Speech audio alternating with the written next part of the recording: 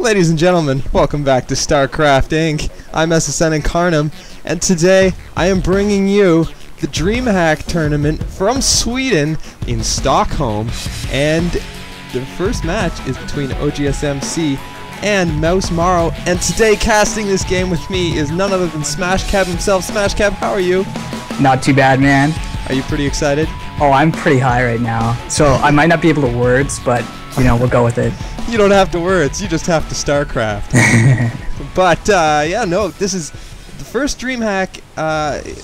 Is this DreamHack number 2 or 3? I think it's the second one. The second one, okay. Of StarCraft 2, anyway. Of StarCraft, yeah, okay. But I watched the first one. I can't say I remember who came to the finals, but every game was so good, and I'm hoping to see definitely the same thing out of this match. I don't know too much about Mouz Marrow. I don't watch him very often, but OgsMC has won GSL 2 times. He is considered the best Protoss in the world. What do you think about that? Yes, I agree. He has a very aggressive style, mostly 4-gate specifically, against basically any opponent. He can just shut them down so hard. And tell me a little bit about Marrow, because like I said, not a guy I watch too often. He was in the Team ESL, or Team GSL. I guess it's the TGSL then. I think he got eliminated by MC actually. So this is a little bit of a revenge match. And who do you think is gonna win? Who do you think is gonna win? I can't call it either way. Marrow's got a really strong macro style, but I think OgsMC is gonna be able to punish a lot of what he does. OgsMC is the only Korean, I should say, that is in this Steel Series DreamHack tournament. And it's kind of funny because he's the only one that doesn't speak English. He actually came to the tournament with a translator for the after-game interviews. So that he's just kind of an alien walking around in his own little world. He's here to put his stamp though on Stockholm, I think. Yeah. Hopefully he can bring home some wins for the Koreans, but it's not like they need any more wins.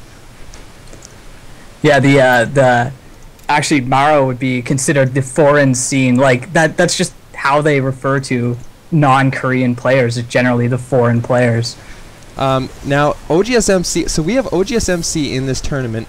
We also have Liquid Huck in this tournament. We also have Whitera in this tournament. And Liquid Huck claims to be the best foreign Protoss in the scene. How do you feel about that? Like there are a lot of self-proclaimed. Yeah, he's good. He's good. I'll give him that. I wouldn't say he's the best, but definitely top 5.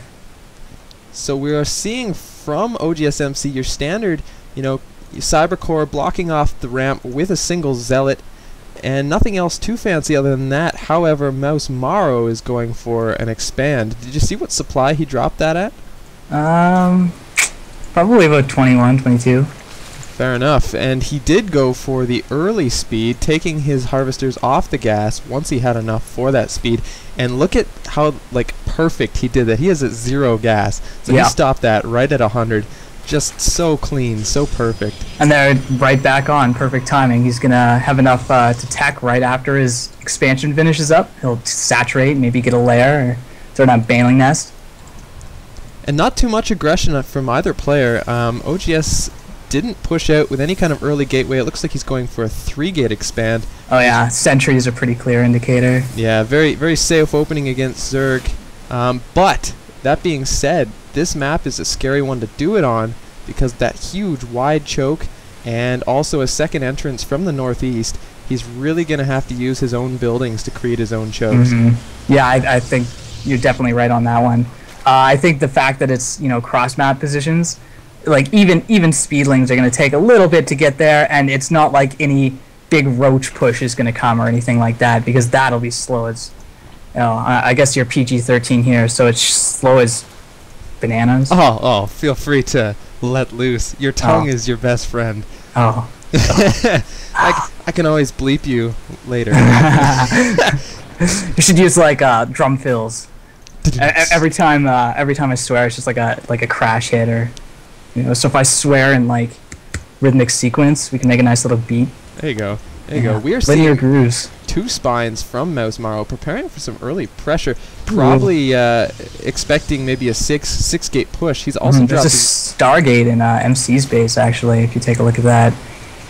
Very nice, which I think also Mouz Marrow was planning for, because he did get his Roach Warren, but he does have an extra queen, which is probably for creep tumors, but it will double his Phoenix defense. And it's still going to be a little bit before that gets off the ground. I'd say he's got another 3 minutes or so to fully prepare for, like, say, like a 4 Phoenix harass, 3 Phoenix harass. Absolutely, and Mouz Marrow does have both the towers and an Overlord to the left of OGSMC's base, so if any kind of air unit leaves that base, it will be spotted, and it is rallied to fly straight through the center of the map. Yeah, that's a Void Ray there. Interesting. Maybe he will go for some really early 3-gate aggression with Void Rays backing it up.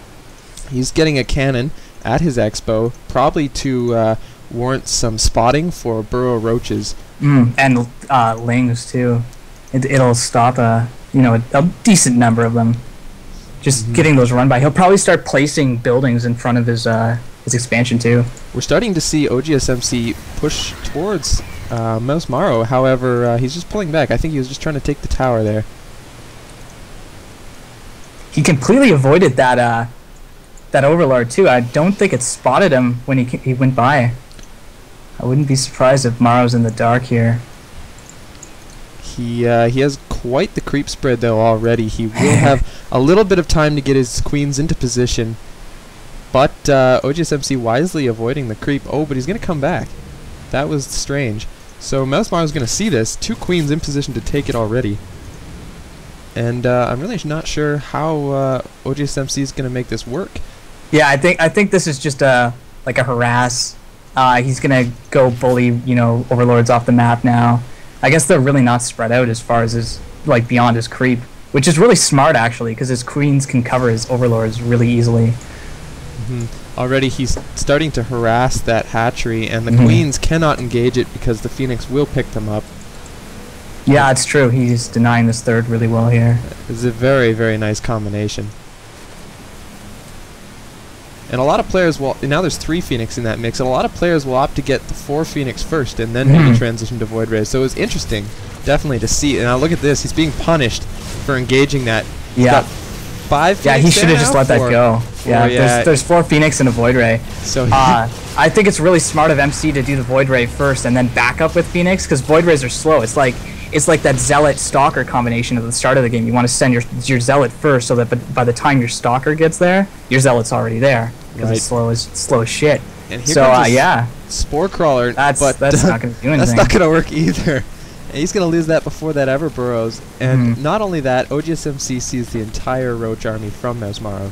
Yeah, he's got Hydras popping up now, but I still think this is the wrong decision for Marrow. I really felt like he should have just let this go originally, because it's going to die here.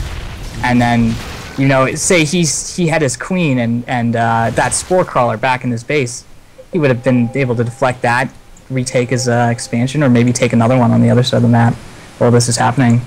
OgsMC keeping up his macro incredibly during that time, taking his third, saturating his second, and producing a quite substantial gateway army. Taking a look at the APM tab, both players like bordering 200, OgsMC at 300, and like consistently. Going back to the production tab, but yeah, a little bit intimidated by OgsMC's multitasking abilities. Oh yeah, he's fantastic, dude. And already got the observer out, so he's covered for those roaches, which he knew were there, and patrolling the map with those Phoenix, making sure that no scouting overlords, picking off any lings that run by. Yeah, he's getting a Colossus den. Sorry to cut you off there. No problem. I did not notice it, but yeah, and it's cool too, because Marrow is investing heavily into this Roach Hydra mix. Like, he doesn't even have infestors on the way, and Colossi are just gonna eat that up, especially with this heavy gateway mix, a couple Phoenix and a Void Ray. He doesn't even have an infestation pit, so we're not even gonna see layer tech anytime soon. Oh, did he lose that Void Ray? Hive tech, sorry. Yeah, he lost the Void Ray right at the start when the Hydra engaged. And look at this, Mouz Marrow is going to lose a bunch of Overlords to those Phoenix, but now he's getting away because of those Hydra. Yeah, still, he can still stay ahead. He's trying to lay down a really aggressive creep highway, just so that he's got an avenue to attack. It's actually pretty smart. But he's not gonna be able to bust up this ramp very easily here. No, he's especially gonna get with cut in force half. field. This is not going to work for him, I don't think. And those were nice gateway. He wants him to come up. He canceled those gateways on purpose. And however, that Colossus got sniped very quickly. I don't think it matters. The Colossus wasn't the big damage dealer in this army here. Like, yeah, it's a heavy tech unit, but what's dealing the real damage? That's massive stalkers, zealots up against the roaches, brilliant force fields. Definitely. And those really help the zealots engage those roaches. And even though zealots do a lot of damage, roaches do a lot of damage to zealots, when they're not fighting back, those zealots have a huge damage output. Oh yeah, zealots are the ultimate linebacker, man. You give them the charge ability, they get their shoulder pads on.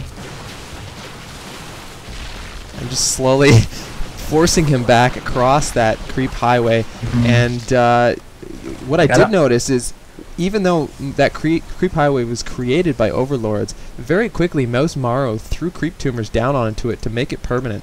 Yeah, that's some really high-level play there. I still think he's got the wrong sort of mindset about what he should be doing against this army, but I like his overall play style. Definitely. It's really, really solid. It does remind me of Idra's new aggressive play style against Protoss. Only he does it much more early. He goes for very fast Hydra, and around when he starts taking his third, that's when he pushes. So Mouz Marrow did take a little bit longer, but that was because he was under pressure. And that is the best way for Protoss ever to play against Zerg. He's got a +2 attack there too, so he's dealing a lot of damage. I'm just worried about now that the Colossus count is starting to get high. That army is going to evaporate. Now look at this. He warped in zealots on the high ground. He's checking for that expansion. Really smart. And the best part about that is once he engages right there, the zealots will be able to do some mineral line damage while he's occupied. And here he's going to engage in the middle. Force field stopping him from getting surrounded. Well, even then, Marrow had a complete concave on that, but just the sheer amount of units that MC has right now is just ridiculous.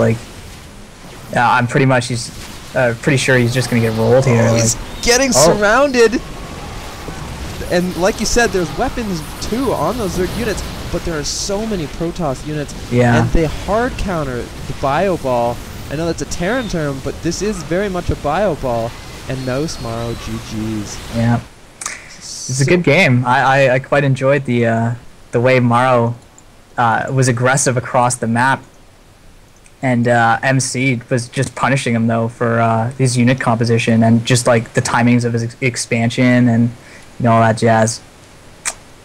So for anyone who doesn't know, this is the quarterfinals for the Steel Series match in Stockholm, and these are all best of 3s. So if you lose 2 in a row, you are permanently knocked out of the tournament. So very harsh, not best of 5 like GSL. So game 1 goes to OgsMC, I'd say very one-sidedly. This is the very first time on top of Steel Series that you have heard Smash Cab's voice, but I promise it will not be the last, because we will be back for game 2 between Mouz Marrow and OgsMC. Bitchin'.